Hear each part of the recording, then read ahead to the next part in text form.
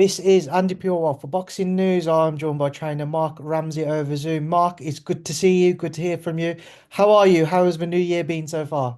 Very good. Thank you. Yourself? I'm very good, thank you. I imagine it was a busy Christmas period. How did you find training everybody over the festive season?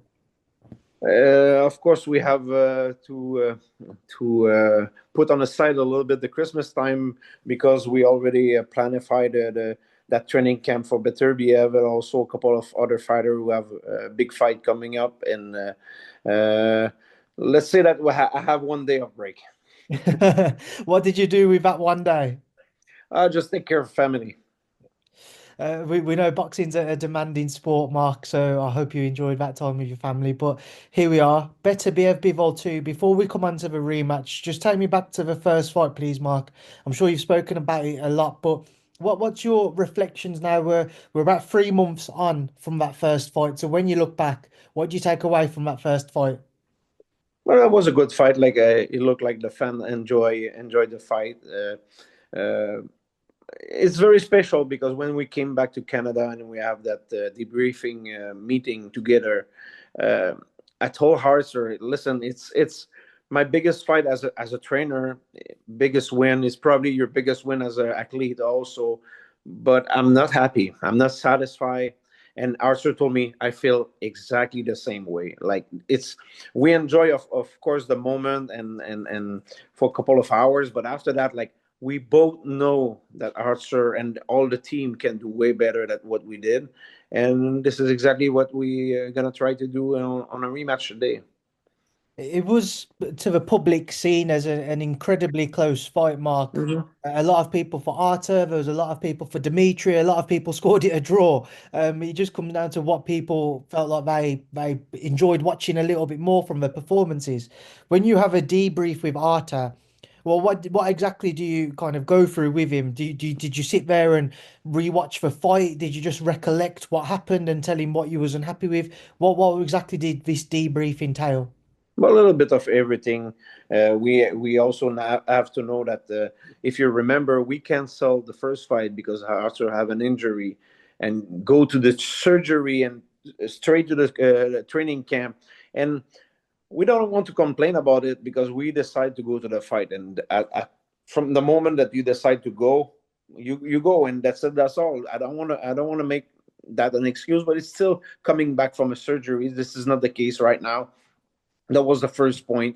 uh, we also like look at, of course, the video, but also, now put aside the video, Arthur have a clear measure of who his Bivol, like he exchanged with him.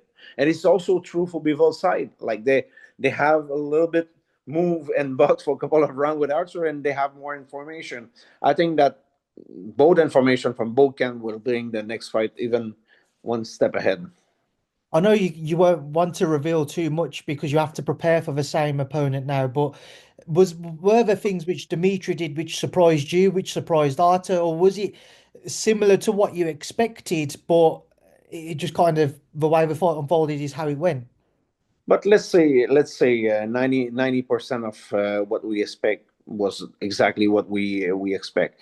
But the thing is, maybe we were a little bit surprised about his lateral movement. Like we all know that he's very good to control distance from in and out in a straight line, but he was a little bit better than we expect from side to side. And but this is not major stuff. This is not a major surprise for us. Like we already know that he was a good champion, a good boxer, and that was a good challenge for her team. Whenever you hear scorecards come out, especially in a fight like that, nobody in the arena was fully confident as to how they were going to be read. In the fight, going into those final few rounds, obviously a lot of people have mentioned you said to Arta you need a knockout. Just to explain why you felt like Arta needed the knockout in the first fight. It's not really in term of victory or loss. It's in term of we feel at that point that Bivol was ready to go. Like honestly, I believe more round and that fight was done. If we do around 13, I think it's over. And he just sent us the information that that was the point of no return for him, and he was not able to take it anymore. Like he passed the three last round, just cover up and moving around. And for us, that was a sign like, okay, we need to go. You need a knockout. We can finish that guy. And I push Archer that way in that fight. We saw the day after the fight, Dmitry did some interviews and he showed his hand had become very swollen from blocking Artur's punches. Everybody knows how devastating of a punch Artur Beterbiev is, but when you see that and that injury specifically, does that give you guys more confidence as a team that in a rematch he can be more damaging, especially as you said, he's going into it without injuries being a problem, no surgeries. Touch wood, nothing happens in this time being. But yeah, does that give you more confidence when you see those types of injuries and marks around Dimitri?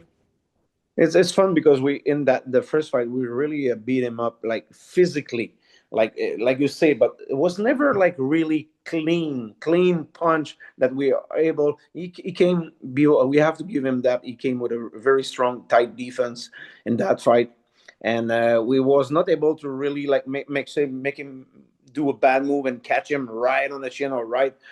Majority of the punch was on the guard and outside of the straight punches, straight right. It was hard to catch like very clean. I think we can do a way better job at this using the right angle and the right punch at the right moment. And of course, it will do a lot more damage. As you mentioned Dimitri's movement earlier on, how key do you think working the body might be, especially in the second fight, just to try and slow him down from letting him find that rhythm of being able to box and move the way that he does? It's always important. Like if you look in the past, that was always a part of Artur Beterbiev, like mixing not only body, but body is very important too. Like it's a big part of boxing. Going to the body, going to the head, try to mix those punch, of course. We know over the last 2 or 3 years, especially of Artur's career, he hasn't been as active as what he'd have liked. He's had some pullouts for injuries, as you mentioned, with their first fight was delayed as well. But now he goes into this rematch. Like I said, no issues so far. He's only 5 months on from the first fight by the time the fight night comes around.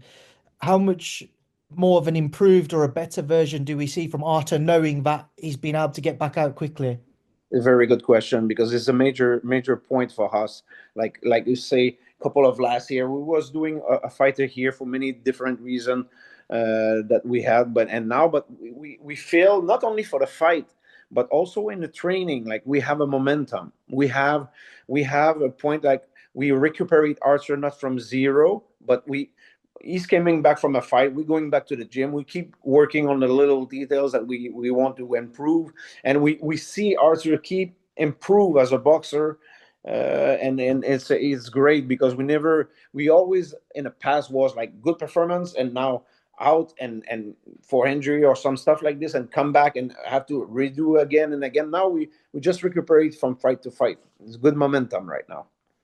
Arthur's confidence must be sky high at the minute. He's undisputed champion. He's achieved what so many fighters wish they could. What's his mentality like going into a rematch now, going in now knowing that he holds all the belts, but he's the man who's being hunted even more so? It's fun because, to be honest, like of course, like all fighter won those belts, but it's not the major point with Arthur. He take that very personal, not in term of against Bivol, but for himself. Like I told you, he know he can do better, and he want to do better, and this is what he's gonna show the next fight. This is he self motivate very easily. How different of a fight do we see in this rematch? Do you expect it to be a similar pattern to the first fight, or do we see something special, something that nobody's going to expect to see in the build-up? Of course, I will not tell you exactly the way that we want to approach that fight. I think Bivol is very limited what he can change in that fight. He's not gonna come, even if he say that in the media. He's not gonna come and face Archer punch to punch. He's gonna try to do what he did the first time and do it better, of course. And I think we can bring a lot of more stuff, new stuff on that fight, of course. You mentioned how artists still always wanting to improve, always wanting to learn as well. But in the build-up again, like Eddie Hearn has said in a number of interviews previously, is this the right time where Arta's just slowing down enough for somebody to beat him? In camp, do you see any signs of him slowing at all? But listen, we came back from beating the best, probably the best boxer pounds for pounds. I don't know what exactly he see, but it's not showing in a result and in a fight. Like it's maybe because we beat so many of his guys in a recent here that he's a little bit frustrated about us. We obviously saw a funny exchange as well between Artur and Eddie and Dev. Does Artur not like Eddie Hearn? I don't think I don't think Arthur really take that personally. He knows that Eddie Earns try to sell the show a little bit, but in the same time, this is not respectful because I will give you that example. As a coach, I never talk to a fighter directly because I respect fighter. It's easy to me to say we're gonna do this and this to Bivol, but at the end of the day, I will push my fighter there and I go down the stairs and I'm never gonna have to face my word. And this is where I believe Eddie's doing a mistake. Like he's tried to promote the show. We all understand that, and this is his job. But the way he did last time is very unrespectful because he can say whatever he want. He's never gonna have to face those words in the ring. Let the boxer. I think everybody saw the quality of the fight last time. They really need that kind of freak show before. I think we put those athletes, two serious best of the pounds for pounds boxer right now. You put them together and let's give the fan what they want to see, a boxing match. You just mentioned pound for pound there. Both men would be in most people's certainly top 10, but with Artur being above him, being the undisputed champion. Do you think Artur gets overlooked in the debate for who's the pound for pound number one in the sport? Not sure like to fix objective and he tried to motivate himself like before that was the belt, and every single time that we have a fight, okay, let's have those that belt that I don't have, and now it's to unify the title, and now maybe to be a best boxer as a pounds, one of the best pounds for pounds, and maybe reach that pounds for pounds king. But to be honest, at the end of the day, what he really wants is to be the best version of himself. Like he want to push that to the ultimate limit, like be the best that he can and perform. It's not about opponent names or belt or something. He just try to be the best Artur Beterbiev possible. With him wanting to be the best Artur Beterbiev possible, how much more do you think he can push himself and stretch himself? Especially, I know it's one fight at a time, and this is a massive fight on the horizon. But if he's successful, all of a sudden the talk becomes, well, does he move up? I know in the past Canelo's been mentioned moving up to 175. Is that on the table? What do you think's next for him? Do you think a move to cruiserweight is feasible, or do you think that's just a bridge too far, too much in weight to have to gain? Listen, Artur, like he's very serious. He never doing a wrong move for his boxing career. Right now, we really go fight to fight, and we don't want to close the door in any kind of challenge and thing. I'm not gonna tell you like yes we want or we don't want. We want to beat Bivol. We're gonna sit together and fix something. Like you're still healthy, you still have you enjoy training, you still want to compete. Yes, like we still have the drive. Okay, what's the next challenge, and we're gonna challenge. And at one point, if you don't want to do it anymore, we're just gonna stop. But since he's healthy, no problem. We keep going. One final thing on all things, Artur. What happens in this rematch? I know you're going to say he's going to win, but do we see him add to his unbelievable knockout record? We'll see. I mentioned that a lot of time. This is not the main objective in a fight. It's to win the fight. It's not the knockout. But when it's a possibility to do it, we want to do it, of course, because it's a better ending. This is a better performance for the fighter, but also for the fans. Like that's why I push Archer like this also last couple of last round because Bivol show us that I'm ready to go, and we want him to crack. We want him to put that pressure and make him quick. And if the occasion or the possibility are there in the fight, I will tell Archer exactly the same thing. Just do that job. Do it. Just with a light heavyweight mix, Mark, we have a fantastic fight in Las Vegas on Saturday between David Benavidez and David Morrell. What do you expect to see from this fight? It's a very hard fight to predict because we already know exactly who is David Benavidez. Like he's a monster, physically strong. He's fast. He can hit. He get dropped once. We saw also the wrong side of him, like losing, missing some cardiovascular in the second part of the fight, like some stuff like this. We know the globality of the fighter. We don't know that much about David Morrell. He's fast, southpaw, good puncher. Of course, he's coming from Cuban boxing school, like very technically solid and all. But we don't know when he's going to be in a real fight, in a real mix, how he's going to react. And this is very interesting. But it's a hard fight to predict. Do you have a favorite? In that fight, Yes. I have the feeling if Morrell is exactly what I think, because I'm not sure. I maybe he's going to cause a surprise there. Also, just want to get an update on Christian Mbilli. How's Christian doing? Very good, like very good. Right now, we waiting because we're gonna have a purse bid this week for his elimination fight. We will see exactly what's gonna happen. We are very confident to bring that fight here in Quebec. With Kevin Sadjo, then, what do you expect from this fight? They look very similar, like very short, strong two guys going forward. I think for the fans, it's going to be an amazing, amazing fight. I think Mbilli have more ability than Saijo, but at the end of the day, we have to prove that, just not only say it. Obviously, this past weekend, we had a man who was also previously ordered to face your man Christian Mbilli for Diego Pacheco. Did you watch Diego's performance against Yes, Nelson? What did you make of it? I think they take the right decision to don't face Mbilli. I think he's an amazing fighter. I think he's good. I'm not sure he's physically ready for that kind of fight yet. Like he's young, like he's not. I think he just don't reach that level of physical maturity to fight those kind of fighter. But he's gonna be there soon. Like he's a lot of ability, good boxer. A fight at some point you think we will see? Probably, probably. I think Pacheco at one point will be in the mix. Yes. And there's just two more fights I want to get your thoughts on the horizon. Firstly, on the same card as your man Artur versus Dmitry, we have Daniel Dubois and Joseph Parker. What's your thoughts on that heavyweight title fight? Is very interesting, especially the case of Dubois is so interesting because I was at a couple of fights in Riyadh when he fight, and I find he looked like right now in the heavyweight division he's the one who have the best evolution. Like he's still better from fight to fight. We saw a lot of fighters going down the road or they stabilize as a performance, but he impressed me a couple of times in a fight. Like at one point I was ready to say, okay, I don't think he's going to be that great, and he surprised me.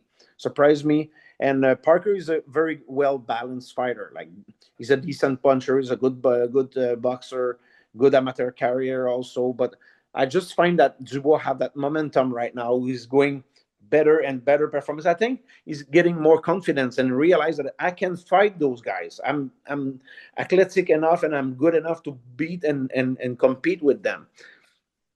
And the last one, it's been spoken about for potentially happening down the line. What would you make of a Sal Canelo Alvarez and a Terence Crawford fight? It's been reported around 168, so obviously Terence has some weight to gain to come up. Is it a step too far? I don't know. We will see about about that one, like if it's happened. But the mix is good. Like to me, it's like putting Leonard with Hagler. It's there is of course of guys who's physically way stronger than the other one, but don't forget that like first Crawford is very fast. Canelo shows some sign of slowing down right now. I'm not sure the level of motivation is still at the same level, and also like physically he still look strong. But I'm not sure. It's a long time that he don't compete against that fast. Like I will not say that he's going to lose that fight, but what I think that can be a very competitive fight, maybe more than what people pretend. Mark, I appreciate your time. Enjoy the rest of your day. Enjoy the rest of your week. Enjoy the rest of camp. And I'm sure I'll see you soon. I'll certainly see you in Saudi. Yeah, thank you for speaking to me in Boxing News. My pleasure.